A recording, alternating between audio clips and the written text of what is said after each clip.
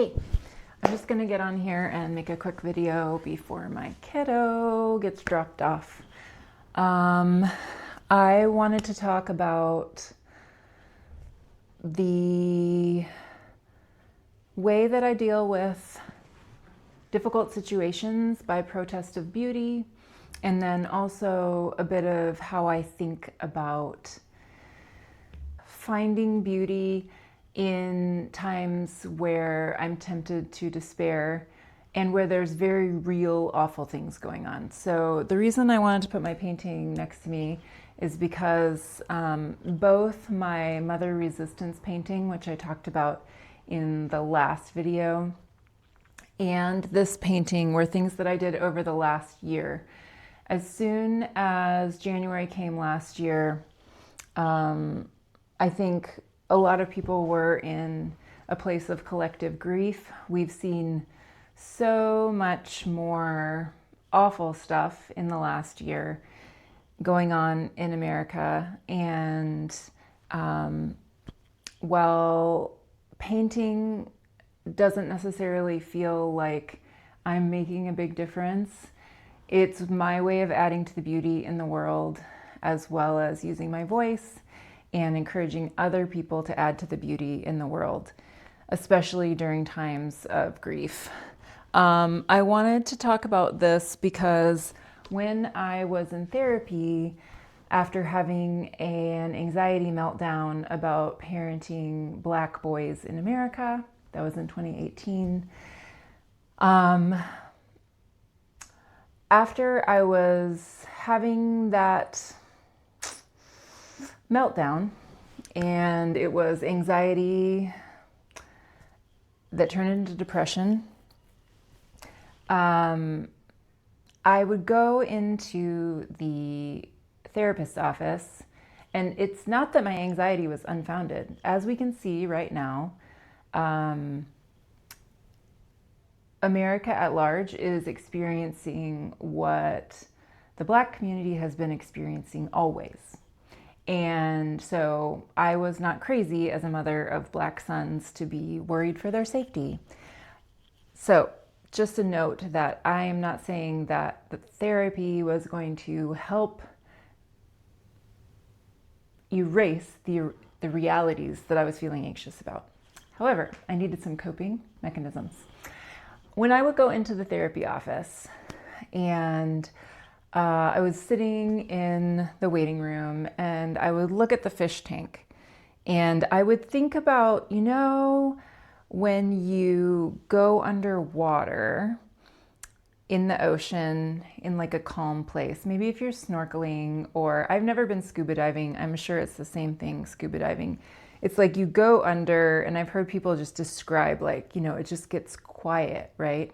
So I always, when I looked at that fish tank, I thought about these different realities, right? Like the ocean can be wild at the top, and then you go deep and it becomes quiet and still below the surface. And I think of that too, there could be a raging storm going on, and still above the clouds, the light blue sky, when you go on an airplane above the clouds, there is peace that exists. These things, chaos and storm and peace and bright sunshine and puffy white clouds above the storm, these things are simultaneously existing. And so when I would go to therapy, I would just think I need to access my under the water fish tank piece. There can be all kinds of things going on, and those things are very real, and we hold those in one hand. We hold the horrors and the fear and the dread and the anxiety in one hand. And then the other hand, and we give this one attention, okay? We give this one attention. We don't pretend like it's not here. In the other hand, we look and we say I know that there is beauty and happiness in the world still existing, and there is peace to be had, and there are unshakable realities that are true. There is love and beauty that exists and that is not shaken by the horrors in this hand. though they are real and awful. So this painting reminds me of that. I started doing intentional drips in my paintings in the last year because I've cried a lot of tears just about the state of the world and the grief in my own heart for things that have happened in my own life. And so these drips as tears, they just remind me that like there is beauty in grief. The fact that you are alarmed and upset is beautiful. If you are alarmed and upset about what is going on right now, there is beauty in that because you know what is good and true and what is right, and what you are seeing is not right.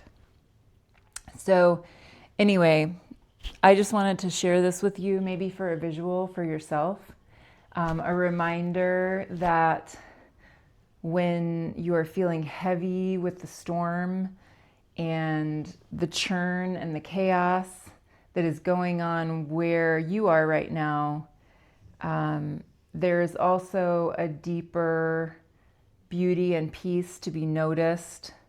And it's all there. It's all meshed together. There's always just beauty and sorrow, and we hold it all. And for me, the only way that I can manage that is to like give some real attention to the beauty, let it fill my soul, and then give real attention and honesty to the sorrow. And so that is my encouragement for you as you try to handle, like, it's so big, it's so much to carry. And so the end of this video is another opportunity to take a minute to just look at some nature, some beauty, to calm yourself, to ground yourself. Take off your shoes unless you're in Minnesota and then your feet are freezing. So don't take off your shoes, keep your slippers on. But just take an opportunity in that meditation minute at the end to ground yourself and keep doing good. And when you get tired, rest. That is what I've heard from so many Black women who have spoken out about, like, how do we stay in this fight? That the rest is essential. So taking action and then resting is the way. It's a marathon, it's not a sprint. So it's the way that you stay in it. It's the way that you continue to lean into a protest of beauty. So just a reminder that it's time to show up, and it's also time to be realistic when you have to take the kid to piano lessons, like Jenny Potter was saying the other day.